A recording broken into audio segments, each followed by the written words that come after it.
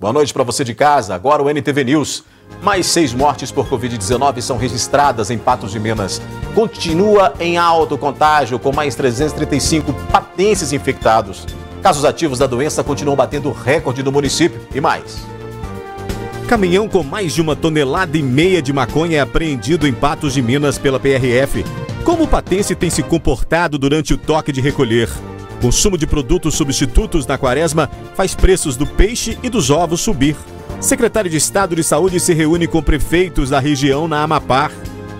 Delegado da Polícia Federal fala sobre as ações deflagradas contra fraude nos pagamentos do auxílio emergencial em Patos de Minas e outros municípios do estado. E você vai ver também. Especialistas falam sobre possibilidade de infecção por coronavírus mesmo após a imunização. As dicas para a limpeza de caixas d'água que previnem problemas de saúde. Vice-prefeita recebe críticas após postagem de foto em que aparece sem máscara ao lado do presidente da República. O hospital regional será administrado por OS. O secretário de Saúde diz que medida é definitiva. Tem a nossa análise de notícias e muito mais agora no NTV News, que já está no ar.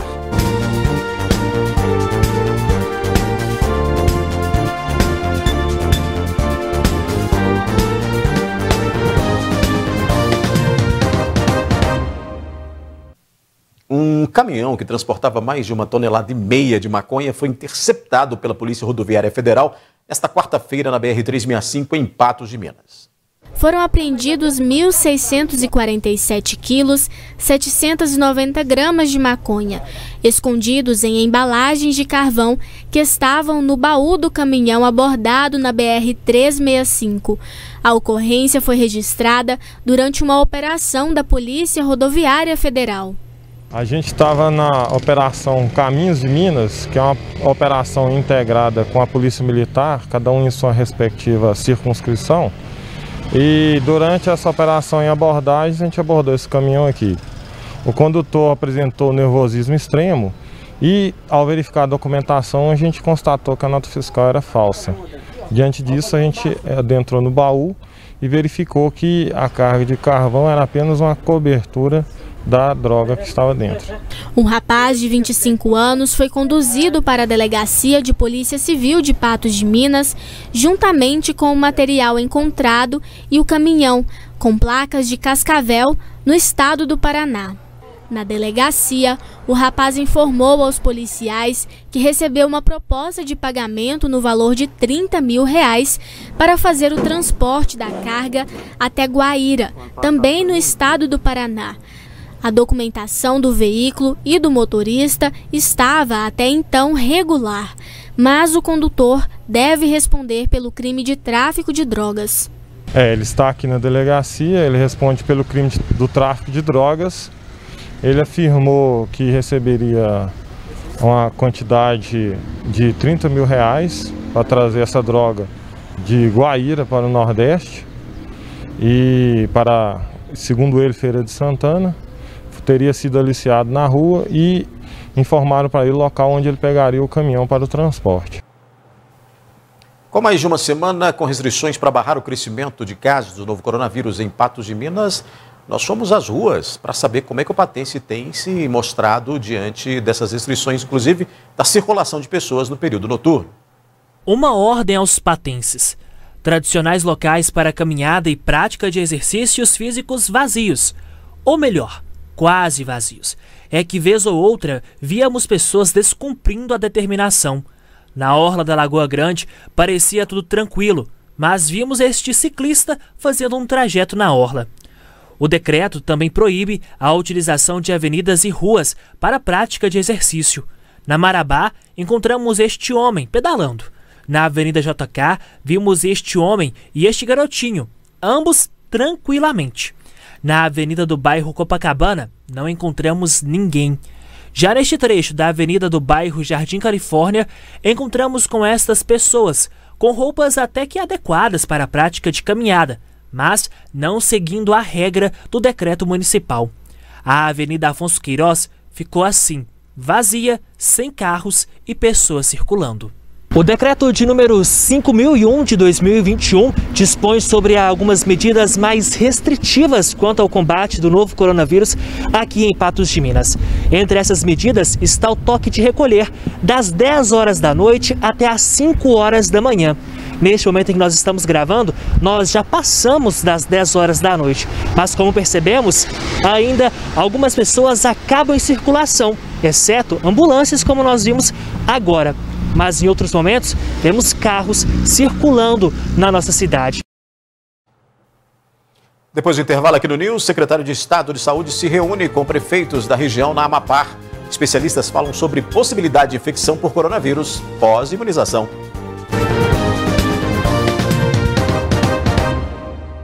O secretário de Estado de Saúde de Minas Gerais, Carlos Eduardo Amaral, se reuniu na manhã desta quarta-feira com prefeitos da região na sede da Amapá. No encontro, os gestores pontuaram as principais demandas em meio ao período mais crítico da pandemia.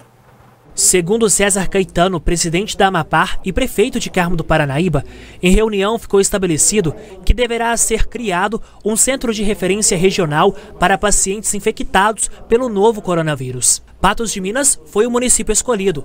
O centro deverá ser o hospital de campanha, que com isso deverá ganhar mais leitos. Parece que a estratégia do Estado é estabelecer um centro logístico, um centro de referência para combate e tratamento mais delicado e mais grave ao paciente que tenha Covid-19. Me parece que, confirmando por óbvio, esse centro de referência, esse centro logístico é Patos de Minas, pela criação de mais leitos. Me parece que, com os números que o prefeito Falcão me passou, seriam 46, me parece que 20 de UTI, 10 clínicos, 10 intermediários e 16 clínicos. Mas alguns fatores trazem preocupação. Você tem um número muito grande de leitos em todo o estado e a contratação dessas pessoas acaba inviabilizando ou dificultando que até mesmo hospitais particulares, mesmo hospitais públicos, possam contratar mais profissionais.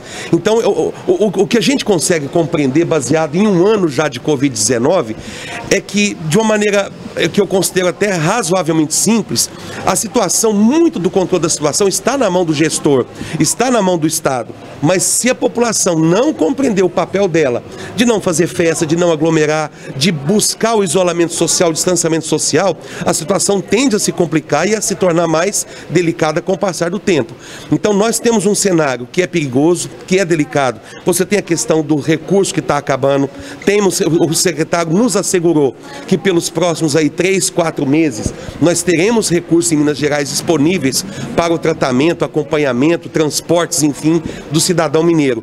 Mas, se nós percebemos que o recurso ele é finito, como palavras do secretário, é uma via de mão dupla. Nós determinamos um comando, nós determinamos uma postura por parte da gestão pública, mas o cidadão tem que entender que o momento é delicado e muito da questão da saúde, do direito de saúde, está na escolha dele em não fazer festa, em ficar mais resguardado. Além disto, o presidente da Amapá afirma que municípios que compõem a associação estão em alinhamentos quanto a decretos. Com isso, não se descarta novas medidas nos próximos dias. O secretário percebeu que regiões outras de Minas Gerais não têm essa postura, não entenderam esse alinhamento, e é uma posição muito importante e interessante da Amapá, de que todos os prefeitos, diria que 80% a 90% alinhados com decretos muito parecidos, muito restritos para toda a nossa região. Porque não adianta você fazer um decreto restrito em Patos de Minas e o cidadão compra cerveja em Lagoa Formosa, ou Guimarães, etc. Então nós alinhamos nesse sentido de restringir bebida alcoólica, restringir aí o convívio social. Baixamos um novo decreto mais restritivo de ontem, proibindo de vez atividades não essenciais, proibindo atividades físicas ao ar livre, restringindo aí a questão do delivery, questão aí restringindo inclusive o serviço público para poder manter as pessoas o mais em casa possível, inclusive setor produtivo, setor industrial, que não seja de construção civil ou de alimentos, também fechado como forma de contenção e manter o isolamento social. Você sabia que mesmo após tomar a vacina contra a Covid-19 é possível ser infectado com a doença? Pois é, o que nós vamos mostrar na reportagem a seguir. As vacinas são o meio mais seguro e eficaz de nos protegermos contra certas doenças infecciosas e são obtidas a partir de partículas do próprio agente agressor. É como se fosse um inimigo chegando, né? E ao primeiro ataque, há um pequeno exército ali que vai visualizar aquele perigo, né? E esse perigo ele vai ser avisado para outros, né? E lançar um comando, né? Para que essa defesa seja efetiva contra aquele inimigo. É isso que é uma vacina. Mas em Patos de Minas, após um profissional receber a primeira dose de imunizante contra a Covid-19, ele contraiu a doença. Geralmente todas as intercorrências que tem, tanto efeitos adversos mais graves, ou esse período aí de algum tipo de suspeita no meio de entre uma dose e outra, ela é levada à vigilância epidemiológica por meio de notificação e eles fazem a investigação epidemiológica. Ainda não tem nada fechado se essa pessoa já tinha contraído o vírus antes de tomar a primeira dose da vacina, está sendo investigado sim. Segundo o cientista e pesquisador da Fiocruz, Gabriel Fernandes, estudos avaliam situações como esta. Eles estão fazendo testes agora para ver se as vacinas conseguem neutralizar essas variantes também, né?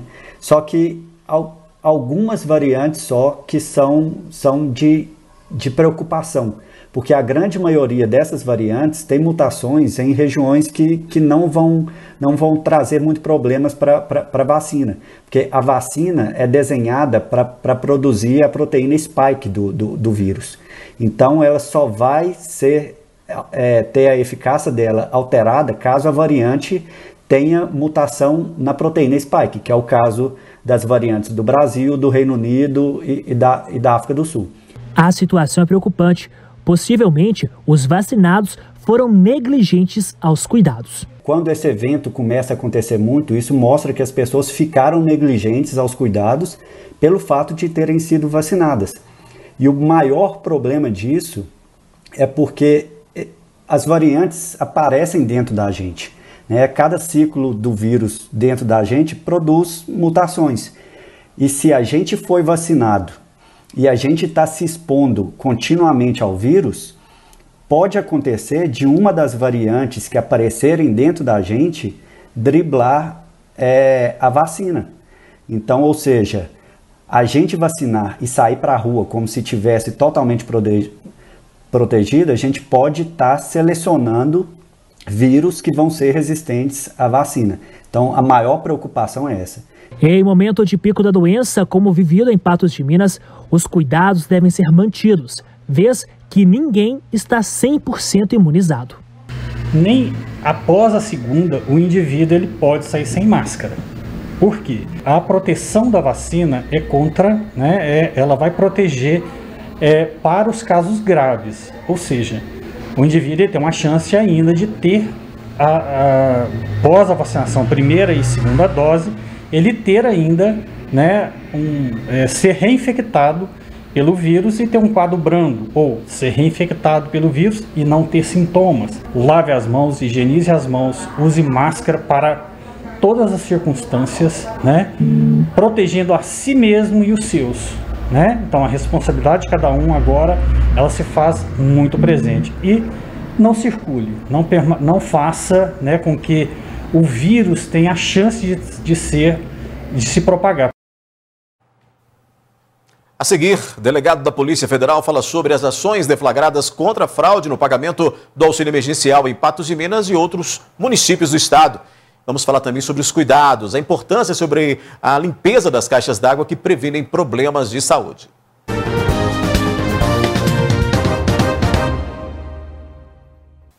A Polícia Federal vem investigando em Minas Gerais membros de organizações criminosas suspeitos de fraudar o auxílio emergencial. Na última semana, a operação foi deflagrada em 39 cidades mineiras, inclusive em Patos de Minas. Para falar sobre este assunto, conosco ao vivo, agora aqui no NTV News, o delegado da Polícia Federal, Adriano Gecheri de Oliveira, que coordenou a operação no estado. Boa noite, delegado. Boa noite. Bom. Doutor, a gente, para começar então esse nosso bate-papo aqui, especificamente no município de Patos de Minas, como é que foi a atuação da Polícia Federal? Então, trata-se de uma investigação diferenciada, entendeu? Porque estamos tratando de fraudes em massa, em grande escala. Neste momento da investigação, a gente está em busca de maiores informações, provas qualificadas, para a gente cruzar com as informações que já constam no Banco Nacional de Dados em Brasília. E para a gente avançar nas investigações. Aqui em Minas Gerais, a gente optou por centralizar as investigações aqui na capital, a fim de a gente identificar as organizações criminosas que estão por trás dessas fraudes, e também isso vai evitar que a gente instaure centenas de inquéritos no Estado, entendeu? Mas foram várias formas de fraude que foram identificadas e várias formas de recebimento desses valores oriundos de fraude. Então, nesse momento, a gente está analisando essas informações para prosseguimento das investigações em outras fases. Doutor, a operação ela mirou casos isolados ou apenas situações aí envolvendo possíveis organizações criminosas? Então, isso aí é objeto da investigação, né? A quantidade de fraudes é muito grande. A deflagração da semana passada, a gente concentrou em pagamentos de contas de luz e água com utilização desses valores decorrentes de fraude em auxílio emergencial. Como eu disse, foram várias formas de fraude e nós vamos, em outras fases, atacar nessas outras formas de fraude que já foram identificadas. Cabe identificar, informar nesse momento que não se trata daquele cidadão que solicita o auxílio emergencial, não preenche os requisitos, mas mesmo assim recebeu o benefício. Não, a Polícia Federal está investigando as fraudes que já foram identificadas pela Caixa Econômica Federal através de contestações. Então, não se trata desse pedido do cidadão, são fraudes já identificadas. Doutor, aí nós temos, a gente sabe que são sigilosas essas ações, né? Mas aí já temos fraudadores identificados e já é possível falar sobre um saldo dessa etapa das investigações até agora pela PF, não? Então, cumpre esclarecer também que está ocorrendo uma atuação a nível nacional. Essa foi uma terceira etapa, vamos assim dizer, porque foram deflagrados operações em vários pontos do país. Só que aqui em Minas Gerais, igual eu falei, a gente centralizou na capital, o que não está ocorrendo no resto do país. Minas Gerais, de forma estratégica e única, está agindo dessa forma para atingirmos, tentar identificar, né, essas organizações que estão por trás disso, dessas fraudes em massa. Doutor, então o que indica é que outras fases serão realizadas dentro dessa operação, uma vez que é grande, né? É maior do que a gente imagina toda essa situação, né? Com certeza. Igual eu já mencionei, são vários tipos de fraudes. Então, nós estamos só no início aqui em Minas Gerais, em busca de maiores informações para cruzar com as informações que já a gente tem acesso à Base Nacional de Fraudes ao Auxílio Emergencial, e, a partir disso também, atacarmos as outras formas de fraude que também já foram identificadas. Então, novas fases virão e a Polícia Federal vai continuar a combater esse tipo de crime que, infelizmente, né, num momento tão difícil né, do país, enfrentando essa crise econômica, sanitária, indivíduos vêm praticando essas fraudes, dilapidando o patrimônio, né? Doutor Adriano, da Polícia Federal, muito obrigado por sua participação aqui no NTV News. Obrigado, boa noite. Muito bem, a gente segue com o NTV News, agora a gente fala de saúde, porque limpar caixa d'água periodicamente é uma dica importante para evitar muitos transtornos.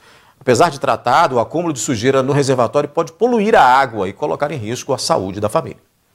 Você tem o hábito de limpar a caixa d'água da sua casa ou estabelecimento com frequência? Faço. De quanto em quanto tempo? Todo ano eu faço, 1 ou 2 vezes. Umas 2 vezes no ano, por aí. A minha não. E uma vez por ano? Não.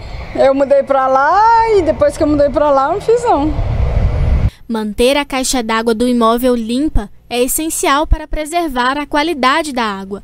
O ideal é que a limpeza seja feita pelo menos uma vez a cada 6 meses. É necessário fazer a higienização das caixas d'água, porque ao longo do período vai se acumulando partículas no interior dessas caixas d'água. A gente adota a dosagem de cloro residual livre na água, mantém um cloro residual livre na água para manter a desinfecção, mas mesmo assim, com o tempo, essas partículas acumulam muito no interior dos reservatórios nossos, das nossas residências. Mesmo tratada pela Copasa, se o reservatório estiver sujo, toda a família corre o risco de ficar doente, pois, com o passar do tempo, a sujeira que se acumula no reservatório pode poluir a água armazenada nele, entupir canos e deixar até o morador sem água. É necessário você abrir o seu reservatório, checar a situação interna dele e depois iniciar a higienização. É importante atentar-se à maneira correta de lavar o reservatório, cobri-lo de maneira adequada para evitar a entrada de insetos e partículas menores. Para isso, faça um planejamento com antecedência para a realização da limpeza e, ao final, enxague bem o reservatório antes de ligar novamente o registro. É muito simples, é muito tranquilo, qualquer pessoa pode fazer, tomando os devidos cuidados, né? O primeiro passo é você esvaziar a caixa d'água até um nível que você tenha uma quantidade de água no seu reservatório, para você estar utilizando esse nível de água para estar utilizando a limpeza, na higienização aí da caixa d'água, certo? É muito importante, quando você for fazer a limpeza do seu reservatório, utilizar uma esponja novinha, certo? Uma esponja dessa natureza, pode ser uma dessa aqui bem novinha, ok? Essa esponja não pode estar com sabão ou detergente, nada disso. Simplesmente você vai utilizar água e a esponja. Depois que você faz essa limpeza, você vai descarregar esse material. É importante que o seu reservatório tenha uma tubulação de descarga, né? Para você estar jogando fora esse material. Caso o seu reservatório não tenha, é importante você retirar essa água com outra vasilha, né? E pegar um pano limpo, né? E secando até tirar toda essa água com partículas do interior do seu reservatório, ok? Aí depois que você fez esse passo a passo, você vai jogar mais um pouquinho de água, vai enxaguar novamente, jogar essa água, descarregar essa água fora, tirar essa água com resíduo fora. E depois você vai fazer a desinfecção com a hipercloração. Preparar uma solução de hipoclorito de sódio, por exemplo, que é uma solução de cloro, na proporção de 1 parte para 5 partes de água, ok? Aí você coloca no seu reservatório, deixa aí descansar por pelo menos umas 2 horas, ok? Importante demais, quando você estiver fazendo esse procedimento de limpeza, não utilize a água nesse momento. Após você deixar 2 horas essa solução de cloro aqui, nessa água, você pode descarregar essa água nas torneiras internamente do seu imóvel. Deixa descarregar totalmente, porque isso ajuda, né, a prover uma limpeza aí no interior da sua tubulação. Depois que estiver totalmente vazio, tiver a sua caixa, as suas torneiras todas estiverem vazias, ok? Aí sim você vem, enche novamente e volta a utilizar normalmente a água, sem problema algum. É importante você manter esse reservatório bem fechado, bem vedado. Ou seja, para evitar a entrada de insetos, né, que vão entrar, se tiver acesso lá, vão acabar morrendo lá, né, não sabe o que micro-organismo que esse inseto possa estar veiculando, né, ele pode morrer lá dentro, você vai estar utilizando essa água, então é muito importante manter aí a vedação do reservatório de água em nossa residência. Em instantes aqui no News, mais 6 mortes por Covid-19 são registradas em Patos de Minas. O contágio continua em alta, com mais 335 patenses infectados. O município segue com recorde de casos ativos da doença. E vice-prefeita recebe críticas após postagem de foto em que aparece sem máscara ao lado do presidente da República.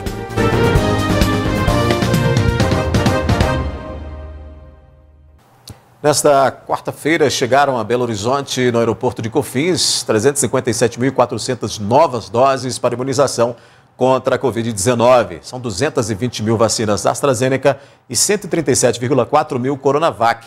As vacinas devem ser distribuídas nos próximos dias às unidades regionais de saúde e aos municípios. O público-alvo e os quantitativos que as prefeituras irão receber serão anunciados pela Secretaria de Estado de Saúde na próxima sexta-feira. Esse é o 5º lote de vacinas que chega ao Estado.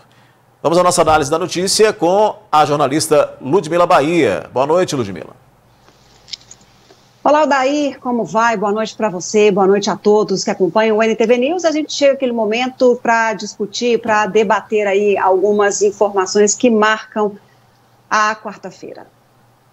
Ludmila, vamos começar então com o comparativo, né, de casos da Covid-19, já está aí na tela, né, aqui em Patos de Minas.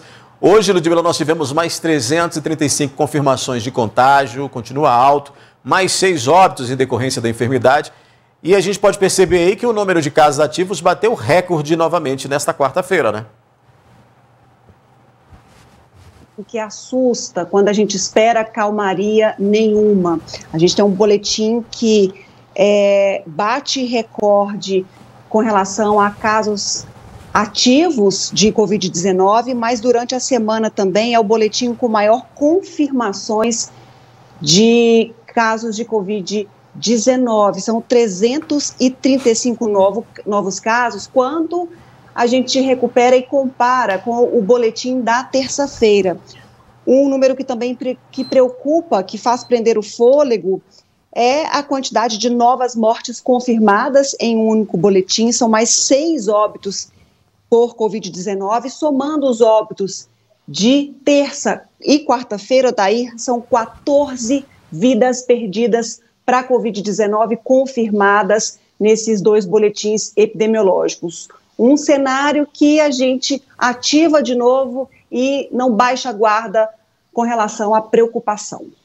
Pois é, nós temos aí, nem terminamos fevereiro ainda, estamos aí na última semana de fevereiro praticamente, e já temos a média de 2 casos, 2 mortes por dia em Patos de Minas, talvez até mais ainda depois que esses números forem computados. É realmente uma situação muito complicada. Hoje pela manhã, Ludmila, antes de confirmar esses 6 novos óbitos aí, eu fiz uma conta rápida ali. Nós já tínhamos ali 57 óbitos só nesses dias de fevereiro. Antes de acabarmos o mês aí, já tínhamos 57 óbitos registrados só neste mês. Ou seja, é uma questão aí muito rápida, evolução muito rápida, terrível desta doença nesse período, algo que a gente ainda não tinha visto nessa pandemia, né? Não, a gente não tinha visto ainda essa velocidade de propagação da Covid-19 e tantas vítimas feitas em pouco tempo. Muitas pessoas levantam essa questão se Patos de Minas tem ou não a nova variante da Covid-19 do Amazonas, por exemplo, mas ainda não é possível saber, mesmo porque também não foram testes para averiguar. O que a gente sabe é que a variante foi confirmada no município de Uberlândia, e dado o trânsito de pessoas entre esses municípios, nos leva a crer que pode estar sim no município como espalhado por toda Minas Gerais. É uma condição que nos leva a pensar, porque o que a gente percebe hoje, além dessa rápida propagação, Odair, é a quantidade de casos e demandando aí maior urgência de ocupação de leitos clínicos e hospitalares, porque se a gente tem mais casos, a probabilidade de demandar leitos também, infelizmente, é maior.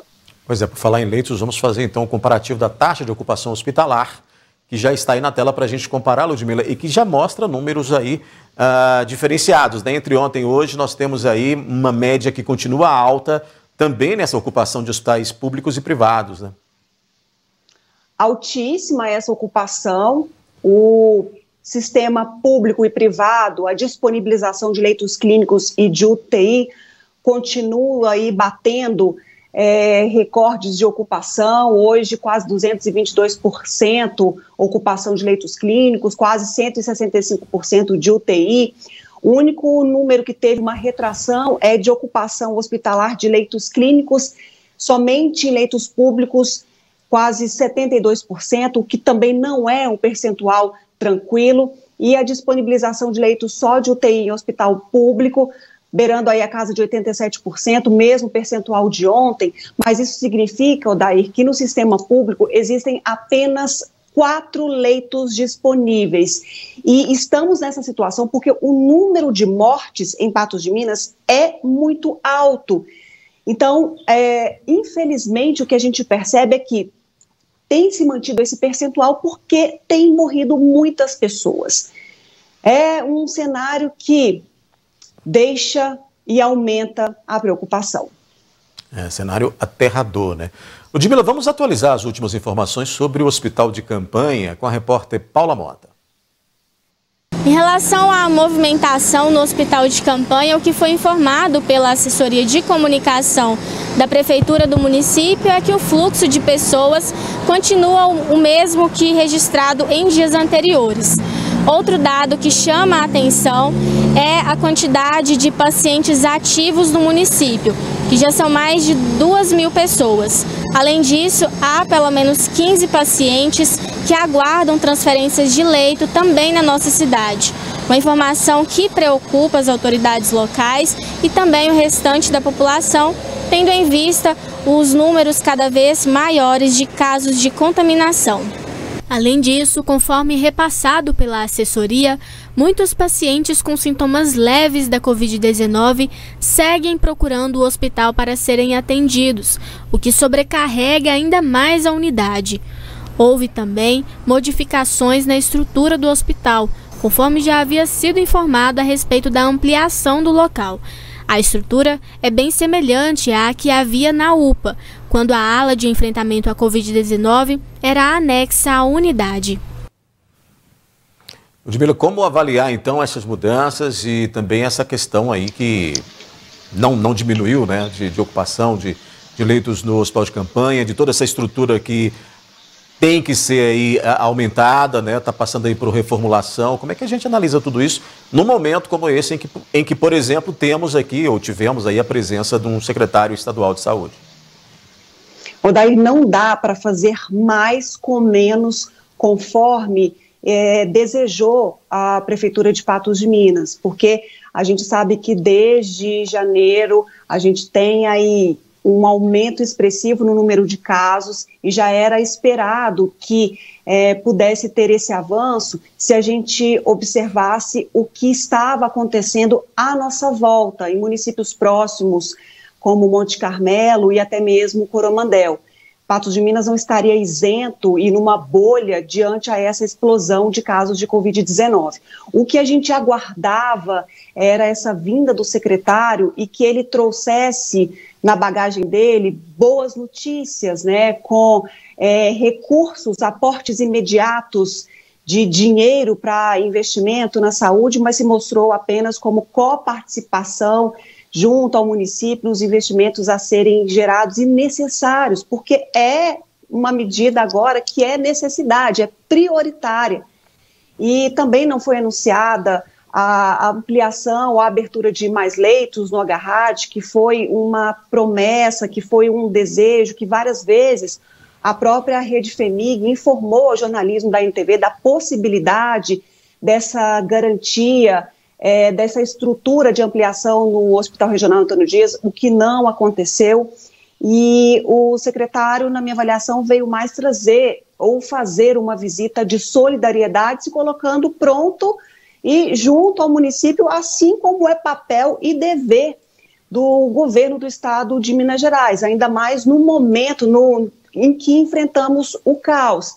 Mas o que a gente espera é que esses investimentos sejam feitos e que haja realmente essa coparticipação do município nesse momento em que Patos de Minas adia a situação de calamidade pública, conforme votado pelos vereadores do município, porque é uma situação que demanda agilidade, que demanda ação, que demanda urgência, tanto do gestor do poder público, quanto também das pessoas, colaborando com as medidas necessárias, obedecendo às regras, já que temos as estabelecidas em decreto municipal.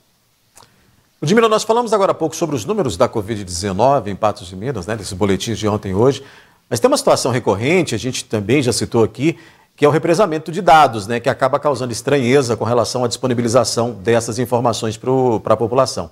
Hoje, a secretária de Saúde de Patos de Minas falou sobre como é realizada a computação desses dados e tentou explicar como isso ocorre. O que acontece com os exames? Às vezes eles demoram a ser repassados para a Secretaria de Saúde, para a Epidemiologia, os resultados. Então, quando chega, a epidemiologia ela divide aí de que dia foi gerado aquele resultado, para que a gente faça uma estimativa de balanço de quanto está a média diária real de casos.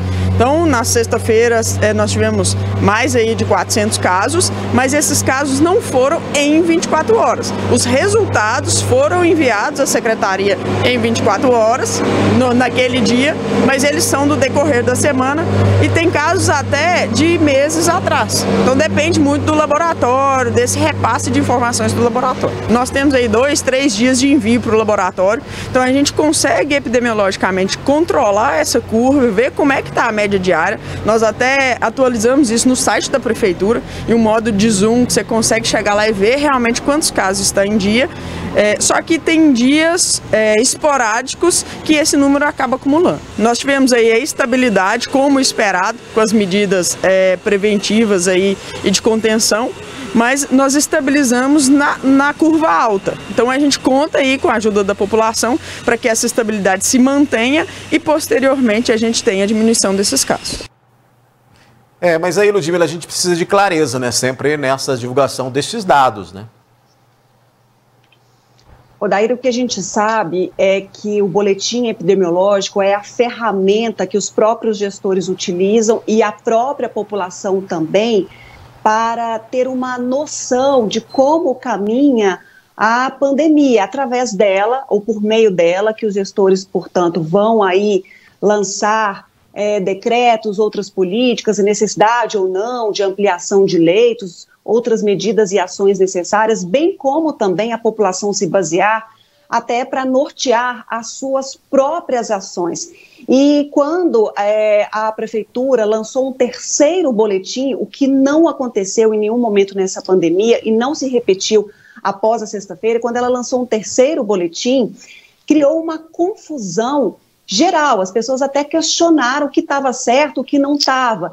E até no sábado a gente viu aí uma grande aglomeração de pessoas em próprios estabelecimentos comerciais e a fiscalização teve trabalho, porque as pessoas, não, está tudo tranquilo, tem menos casos, não tem problema, eu vou para a rua, até porque há também o esgotamento mental das pessoas de ficarem só em casa, em isolamento. As pessoas também querem conviver, querem estar no social, conforme até a gente aprendeu a viver em comunidade. Então a prefeitura até não lançou mais depois dessa data um terceiro boletim, e o que acontece em muitos casos a gente sabe muito bem. Quando se faz um PCR, dependendo se não for o PCR rápido, pode demorar até 5 dias para sair esse resultado, a não ser que seja um PCR rápido ou um teste rápido, a gente vai ter esse resultado postergado, mas tudo dentro de uma própria semana. Agora, se a prefeitura, o setor epidemiológico tem dificuldade para lançar esses dados, é outra história, mas é a ferramenta que a gente tem para entender a evolução e como se comporta o vírus no município. E o que a gente sabe é que não tem dado trégua. Olha só a quantidade de novos casos hoje. Tem de outros dias? Sim, mas é o comportamento e uma média geral, conforme até a própria secretária explicou aí. Mas não dá para lançar um terceiro boletim, causar mais confusão, mais um dado, diante a tanto desgaste que a população já enfrenta. O que é preciso deixar claro é que vivemos uma situação extremamente delicada. Se não fosse assim, não tinha nenhuma necessidade de ter um decreto municipal em que uma parcela paga e muito caro para cumprir esse decreto. A gente sabe que prioridade é vida, que é o momento de olhar a saúde, de olhar as pessoas, de evitar a propagação do vírus, mas uma parcela paga alto demais e pode custar, sim, o futuro do negócio de muitas pessoas nesse cenário com o decreto atual que está instalado. Ludmila, a vice-prefeita de Patos de Minas, ela foi até Brasília, onde participa de atividades do Dia Nacional do Movimento Municipalista Brasileiro. O evento reúne gestores, ministros e também o presidente da República, né? Reuniu toda essa cúpula aí. Sandra Gomes registrou o encontro na rede social, mas foi bastante questionada. O evento serve para promover um diálogo entre os entes federados para a aproximação de ideias que devem nortear prefeitos na elaboração de políticas públicas eficientes. A vice-prefeita de Patos de Minas postou fotos do encontro que reuniu muitas pessoas e bem próximas umas às outras. Sandra Gomes posou ao lado do presidente Jair Bolsonaro sem máscara. Em outra, aparece usando. Entre aplausos, questionamentos também por não estar com o equipamento, que é uma barreira na transmissão da Covid-19. Em um momento que Patos de Minas registra uma explosão de casos e regras mais duras para alguns setores da economia, além de lei seca e toque de recolher. Ludmila, a vice-prefeita ela se posicionou, né, sobre toda essa polêmica aí causada por causa dessas fotos. Odair, a maioria dos comentários questionando essa postura da vice-prefeita foram apagados. Ela apagou das redes sociais e justificou que antes da retirada da máscara foi seguido todo um protocolo, mantido o distanciamento, só que aqui, nas fotos que ela mesma tirou, a gente vê as pessoas bem próximas ali uma das outras, mas ela disse que teve protocolo, que houve a disponibilização de álcool em gel, as pessoas utilizando máscaras, só tirou naquele momento ali para posar ao lado do presidente da República. A gente sabe muito bem que o Bolsonaro, em diversos momentos, ou na maioria deles, não utiliza mesmo o equipamento de segurança.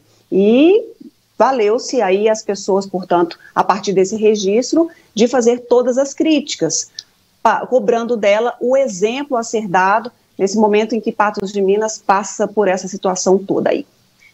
Ludmila, hoje é quarta-feira e na quarta-feira a gente tem aí a reclassificação de ondas do Minas Consciente. Nós vamos colocar aí na tela então o mapa de como está, porque as macro-regiões norte e leste apresentaram piora nos indicadores que medem aí a evolução da pandemia da Covid-19 no estado e regrediram para a onda vermelha do Minas Consciente, né, que é a mais restritiva do plano. Já a gente pode observar aí que a macro-região Jequitinhonha apresentou melhora e avançou para a onda amarela. A nossa permanece vermelha, né?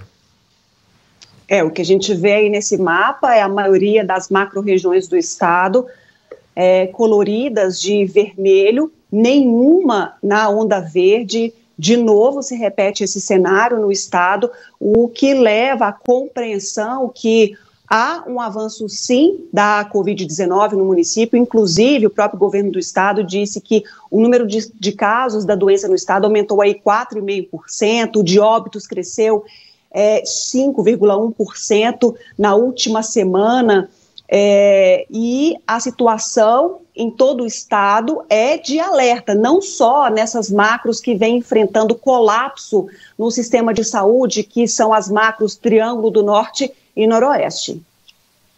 Vamos fazer uma paradinha rápida aqui, Ludmila, porque daqui a pouco a gente fala do hospital regional, que será administrado por OS, e o secretário de Saúde disse hoje que a medida é definitiva. Representante do funcionalismo do hospital disse que ato em protesto contra a mudança deverá ser realizado amanhã. O governo do estado lançou edital para que o Hospital Regional Antônio Dias passe a ser administrado por uma organização social. A medida foi anunciada pelo secretário estadual de Saúde, Carlos Eduardo Amaral. Dentro de 4, 5 meses, o Hospital Regional Antônio Dias será transformado em organização social. O edital já foi lançado. A organização social é um projeto já antigo da Secretaria Estadual de Saúde, inclusive veio de outros governos. Nós temos uma legislação que é a legislação mais moderna do país. O hospital continua sendo público, então não existe outra conversa, é público, só que a gestão será para a organização social. Segundo o secretário estadual de Saúde, a decisão já foi tomada e não terá volta. O edital está agora lançado, então nós temos que dar sequência no edital com todos os trâmites. Talvez 4 a 5 meses nós já tenhamos a operação. Com a organização social, será possível ampliar 50% da capacidade do HRAD. E esse projeto agora que nós iniciaremos, nós temos um objetivo muito claro. O Hospital HRAD ele tem condição de aumentar em 50% a capacidade dele. Se ele hoje opera 100, passar a operar 150. Isso de uma forma muito rápida, sem grandes obras, somente com a mudança de gestão. Segundo Carlos Eduardo Amaral, os direitos dos servidores serão mantidos. os direitos dos funcionários, dos servidores, será mantido 100%, ou seja, é um avanço que nós já vemos inúmeros estados da federação fazendo, e eu entendo que Minas Gerais está na hora disso. Para Fábio, presidente da FEMIG, o momento vivido em meio à pandemia não é inoportuno para o trâmite. A celebração desse contrato é demorada, a nossa expectativa é em cerca de 6 meses, em setembro. A pandemia veio durante esse processo, a gente veio cada vez mais trabalhando dentro desse edital e com a perspectiva, então, desse tempo durante um ano em que a pandemia, com a vacinação, reduza sua importância dentro da assistência, a gente consiga se planejar. Porque lembrando que esse contrato, o edital, ele consta o agarrade antes da pandemia. Então a gente está contratando o hospital ortopédico, do trauma, maternidade, da mesma forma que obviamente, com um aumento muito importante na sua capacidade, em números mesmo. Se a gente fazia 100 cirurgias, a nossa expectativa é que seja 135 cirurgias com o mesmo recurso. Pois é, mas a mudança já provocou reações. As organizações sociais, ou OS, como são chamadas, são instituições formadas pela comunidade para administrar outra instituição também constituída pela comunidade. Entretanto, segundo o conselheiro estadual de saúde, Pedro Cunha, uma OS não pode interferir na administração de um hospital. As organizações sociais não podem entrar na administração de unidades públicas de saúde, ou seja, nos hospitais, porque ela vai infringir em duas leis. Na Lei 8080, que diz claramente que nenhum dono, que nenhum sócio, que nenhum acionista de uma unidade particular de saúde pode gerir unidades públicas de saúde. Se o governador de Minas insistir nessa de colocar OS, ele vai estar descumprindo também a deliberação do Conselho Estadual de Saúde, que depois de várias reuniões, depois de várias diligências, depois de ouvir vários setores, deliberou contrário às organizações sociais administrando os hospitais da rede FEMIG. A alteração anunciada pela Secretaria de Estado de Saúde de transferir a administração do hospital regional para uma organização social não agradou aos servidores. Em outros episódios, essa proposta já havia sido apresentada pelo governo de Minas e houve manifestos contrários à mudança. Agora não é diferente. Ainda mais com a impossibilidade, conforme informado, de mudarem de ideia e por não saberem como será essa administração. Nós não concordamos, não só pelo prejuízo dos trabalhadores. Nós somos trabalhadores efetivos e estamos aqui há anos para de repente chegar uma organização, avaliar o seu trabalho de acordo com o critério deles, nos deixar à disposição da rede FEMIG. Aqui tem um hospital, os outros estão distribuídos no estado inteiro. Como é que fica isso? Além disso, para os servidores, deveria ter sido questionado antes o posicionamento da sociedade antes da tomada de decisão. Ele deveria de pegar esse hospital e passar para essas OS, ele teria que simplesmente, ou melhor, que primeiramente perguntar à sociedade. Vocês construíram o hospital, vocês geriram o hospital por um bom tempo. Vocês aceitam? Vocês querem isso? Lembrando que o hospital regional é um patrimônio histórico da cidade. Esse hospital foi construído com muita luta. Ele não foi construído pelo governo, não. Ele foi construído pela população, pelos moradores de Patos e da região.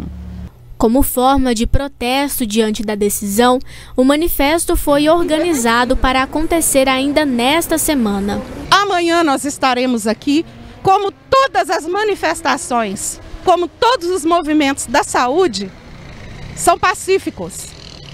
Nesse momento de pandemia, todos, álcool gel, máscara, distanciamento social, e eu gostaria de lembrar à população que todos os trabalhadores, todos nós estamos vacinados. Então amanhã vamos fazer um ato aqui, não é ilegal, não é de irresponsabilidade, pelo contrário.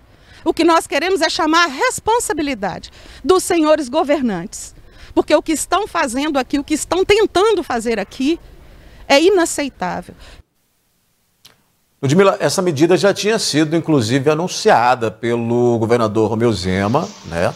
Houve toda uma movimentação na época em que ele citou essa situação, a possibilidade. De lá para cá ficou tudo muito quieto, mas agora o secretário diz que é definitivo e a gente viu aí reações com relação a essa mudança, hein?